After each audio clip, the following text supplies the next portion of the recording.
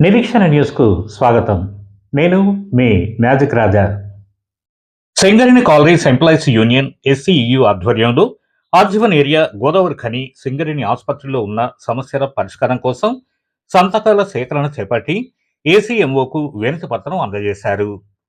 ఈ సందర్భంగా ఎస్సీఈయు రాష్ట్ర ప్రధాన కార్యదర్శి తుమ్మల రాజారెడ్డి మాట్లాడుతూ, కార్మికులు కష్టపడి పనిచేస్తున్నప్పటికీ అనారోగ్యానికి గురైతే సరైన వైద్య సదుపాయాలు లభించడం లేదని ఆవేదన వ్యక్తం చేశారు.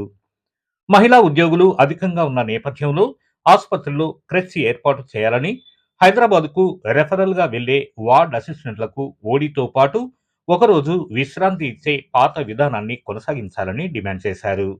అలాగే డిప్యూటేషన్లకు బదులుగా అన్ని విభాగాల్లో ఖాళీలను శాశ్వత ఉద్యోగులతో భర్తీ చేయాలని, పాత ఈసీజీ యంత్రాల స్థానంలో ఆధునిక యంత్రాలు ఏర్పాటు చేసి అనుభవజ్ఞులైన వైద్యులను నియమించాలని కోరారు. ఆసుపత్రి పరిసరాల్లో కుక్కలు కోతల బెడదను వెంటనే నివారించాలని, నిమ్స్ టారిఫ్ పెంచి కార్మికులు కోరుకునే ఆసుపత్రులకు రెఫరల్ సదుపాయం కల్పించాలని, నాణ్యమైన మందులు అందుబాటులోకి తేవాలని డిమాండ్ చేశారు. ఇంకా ఈ కార్యక్రమంలో బ్రాంచ్ గౌరవాధ్యక్షులు ఆరేపల్లి రాజమౌళి, అధ్యక్షుడు వంగల శివరాంరెడ్డి, కార్యదర్శి Mende Srinivas, hospital pit committee సభ్యులు లావణ్య, శ్యామలతో పాటు బ్రాంచ్ నాయకులు వెంకటేశ్వర్లు, భీమానాయక్, రాజు తదితరులు పాల్గొన్నారు.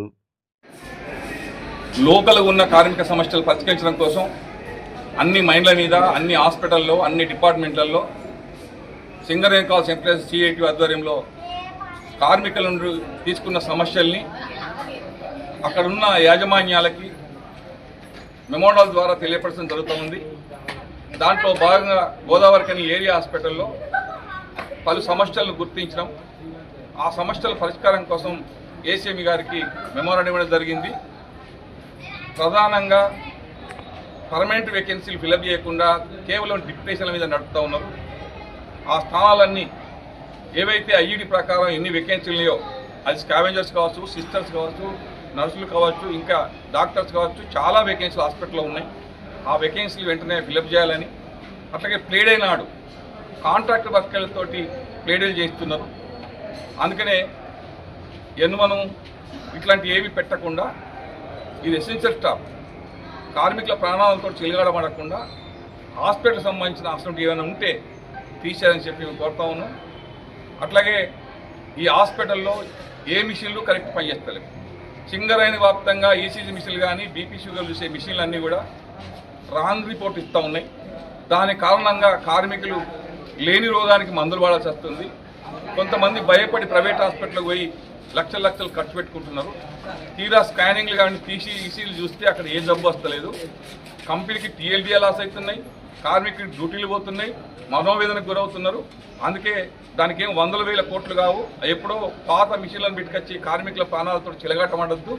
లేని రోగాలకు మందులు పడకుండా వెంటనే సింగరేణి వ్యాప్తంగా ఉన్న ఏవైతే ఈసీజీ మిషన్లు కానీ, బీపీ షుగర్ చెక్ చేసే మిషన్లన్నీ కూడా అవి కొత్తవి తెప్పి అని చెప్పి మేము యాజమాన్యాన్ని సూపరింట్ ద్వారా కోరుతా ఉన్నాం.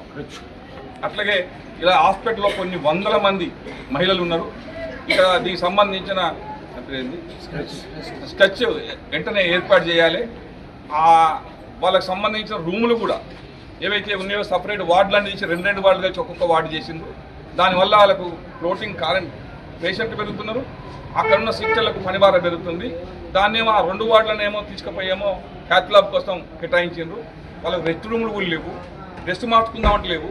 అందుకని ఇట్లాంటి సిచ్యువేషన్ ఈ హాస్పిటల్లో ఉంటే కార్మికుల ఆరోగ్యం బాగు చేయడం కోసం వాళ్ళు పనిచేసే అవకాశం లేదు.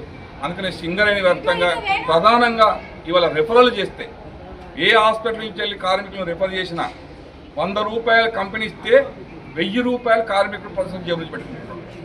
ఈ సింగరేణికి 1000 కోట్ల లాభాలు వచ్చేసి దేనికోసం అడుతున్నారు? ప్రభుత్వాన్ని చదవడం కోసం సింగరేణి ఉందా? సింగరేణి రక్తాన్ని అర్పించేసి శ్రమతో డబ్బులు సంపాదించి కంపెనీ లాభం కోసం కృషి చేసే కార్మిక కుటుంబాలనేమో ఇలా శవాలుగా మారుతున్నారు. మేము యాజమాన్యాన్ని అడుగుతున్నాం, అసలు కార్మికులు తగ్గేయడం కోసం మీరు ఏమైనా కుట్ర పన్నినరా? రోగాలు వచ్చి సావని అనుకుంటున్నారా? కార్మికుడు నీళ్లు కొనుక్కోవాలి, వైద్యం కొనుక్కోవాలి, స్కూళ్ళు కొనుక్కోవాలి, అన్నీ కొనుక్కున్న తర్వాత ఈ కంపెనీల లాభాలు వచ్చి దేనికోసం? అందుకని చాలామంది రకరకాల జబ్బులతో గురై రెఫర్ చేయించుకొని పోతే private corporate hospital NIMS tariff పేరుతో ఇలా లక్షల కార్మికుల కుటుంబాల నుంచి కార్మికుల నుంచి దోసుకుంటున్నారు. ఇది డైరెక్టర్లు, సీఎంఓ గారు ఆలోచించాల్సిన అవసరం ఉంది. లేకపోతే సిఐటి అధ్యయనంలో పెద్ద మొత్తంలో ఉద్యమానికి శ్రీకారం చుడతాం.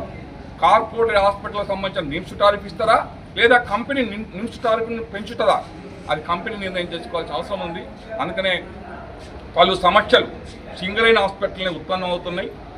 రోగాలు నయం కాకుండా, రోగాలు నిర్ధారణ కాకుండా మందులు వాడటం వల్ల లేని రోగాలు తెచ్చుకునే సిస్టమ్ మన సింగరేణి వ్యాప్తంగా హాస్పిటల్లో కొనసాగుతుంది. దీన్ని వెంటనే చేయాలి. అట్లాగే స్పెషలిస్ట్ డాక్టర్లు లేరు. అసలు స్పెషలిస్ట్ డాక్టర్ లేకుండా నార్మల్ డాక్టర్లు పెట్టేసి రోగ నిర్ధారణ ఎట్లా జరుగుతుంది?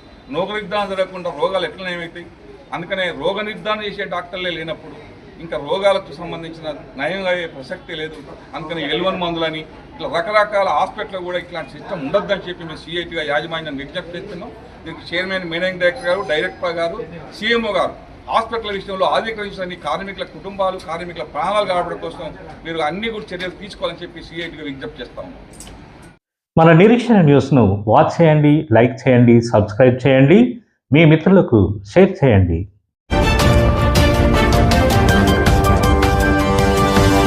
Thank you.